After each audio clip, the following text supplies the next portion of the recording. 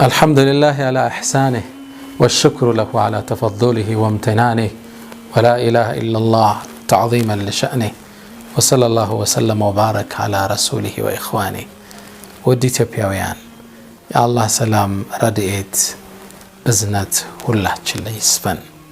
ተከታታይ ክፍሎችን እየቀጠልን ነው የህይወት ስንቅ በሚለው ጥቅል ርዕሳችን ዙሪያ። የዛሬውን ርዕስ ደግሞ እይታ ሲስተካከል ብየዋለሁ። አሊያም ፖዚቲቭ አቲቲዩድ ልንለው እንችላለን። እይታችን ከፍታችን የሚወስነው እሱ ነው። እይታችን ውሳኔያችንን የሚቋጨው እሱ ነው። አቲቲዩድ ዲተርማይንስ አልቲቲዩድ ይላሉ። እይታችን የምንወጣበትን ከፍታ የሚወስነው እሱ ነው። እይታ መስተካከል አለበት። ለነገሮች ያለን ግንዛቤ እይታ መታነጽ አለበት።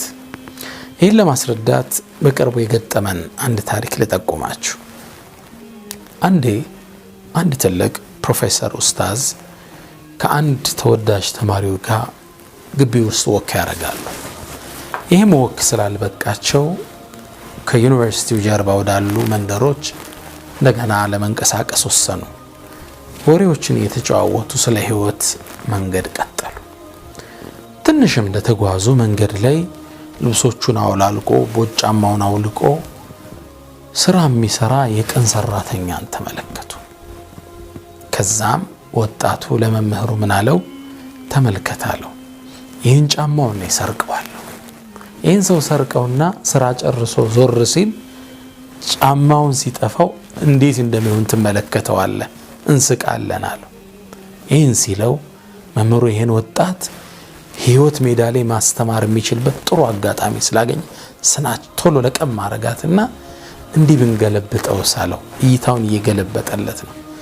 ሰውየው ጫማው ጠፍቶት ሲጮህ ሲያለቅስ ሲጨነቅ አይተን ከምንስቅ የሆኑ ሳንቲሞች ጫማ ውስጥ እንክተትና ሳያስበው ሳንቲሞቹን ሲያወጣ የሚፈጠርበትን ደስታ አይተን ብንስቅ አይሻልም ወይ አለው። ወጣቱ እንግዳ ቢሆንበትም ሐሳቡ ወደደው። ያንኛውን ተንኮል የሚመስለውን ስራ ኑሮበታል፣ ቅንነትን ያልኖረበት።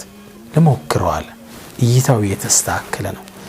አቲቲዩዱ እያደገ ነው። ይሄ ሰው እሺ አለ። ኪስ ስንት ሳንቲም ያለ አወጣጣ፣ የሆኑ ሳንቲሞች ብሮች መምህሩ ማወጣ፣ ጫማው ውስጥ ጨመሩት። ከዛ መራቅ ብለው ጥላ ውስጥ ቁጭ ብለው ሰውየው ስራው እስኪጨርስ ጠበቁ። ሰውየው ስራውን ጨረሰ። እጆቹን ታጠበ፣ እግሮቹን ታጠበ፣ ልብሱን አራገፈ፣ ያወለቀውን ልብስ ቀየረ፣ ኮፍያውን ደረበ። አሁን ምን ቀረው? ጫማውን ሊለብስ ብድግ አደረገና ድንገት ምናምን ገብቶበት እንዳይሆን ብሎ ሊያራግፍ ጫማውን ዝቅዝቅ ሲያደርገው ከውስጡ ብሮችና ሳንቲሞች ወደ ታች ረገፉ። ያየውን ማመን አልቻለም። ይህ ማይፈጣሪ ሲሳይ ነው አለ።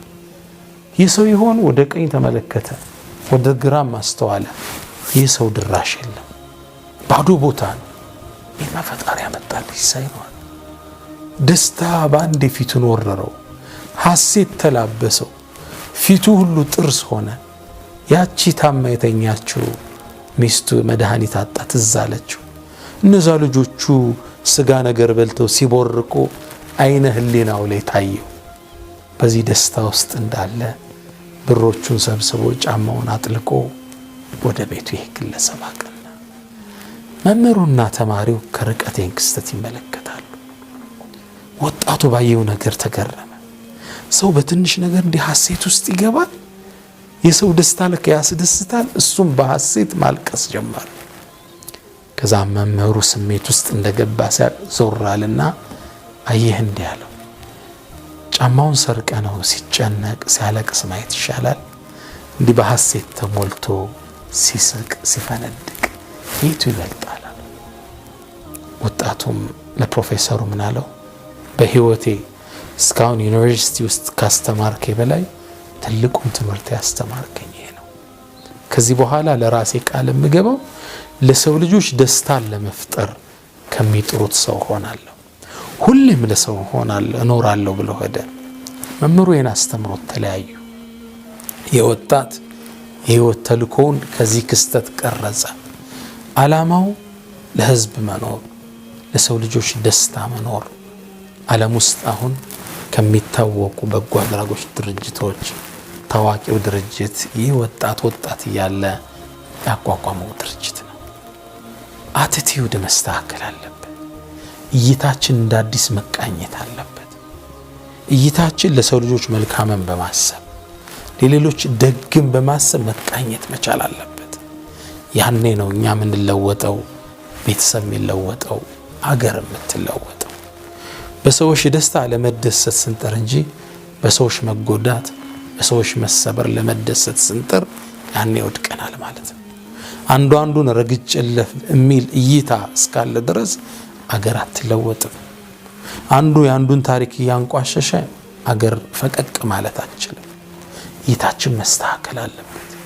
እይታችን ቅንነት፣ እይታችን ደግነት፣ እይታችን ለሰው ልጆች ሁሉ መልካምን ማሰብ፣ እይታችን አገር ተለውጣ የማየት፣ እይታችን አለማጭበርበር፣ እይታችን ዋሽተን ላለማደግ በመጣር መቃኘት አለበት።